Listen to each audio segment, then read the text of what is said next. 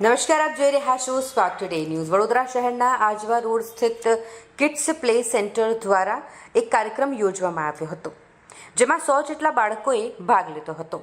શહેરના Kailash party પ્લોટના banquet hall ખાતે આ કાર્યક્રમનું આયોજન કરવામાં આવ્યું હતું. નાના નાના બાળકોને દેશભક્તિના ગીત પર ડાન્સ રજૂ કર્યો હતો. દેશભક્તિ શું હોય તેની જાણકારી તેઓને આપવામાં આવી અને આપણા જે શહીદ વીર જવાનો છે તેઓને શ્રદ્ધાંજલિ પણ અર્પણ કરવાનો આ કાર્યક્રમ 15મી ઓગસ્ટ એટલે કે સ્વતંત્રતા દિવસની ઉજવણીના ભાગરૂપે આયોજિત કરવામાં આવ્યો હતો. આ કિડ્સ ગ્લોરી પ્લે સેન્ટર છે જે આજવા રોડ ખાતે આવેલું છે. અહીંયા લગભગ આજે 100 જેટલા બાળકોએ ભાગ લીધો છે અને અમે પેટ્રોટિક થીમ રાખી છે આજે, જેમાં અમે અમારા દેશના જે શહીદો છે એમને શ્રદ્ધાંજલિ આપવામાં આવી છે. 2 મિનિટનું મૌન રાખીને દેશની પ્રત્યે આપણી જે કૃતજ્ઞતા છે એ પ્રગટ કરવા માટે શપથ લેવામાં આવી છે અને અલગ અલગ પેટ્રોટિક સોંગ્સ ઉપર ડાન્સ કરવામાં આવ્યો છે.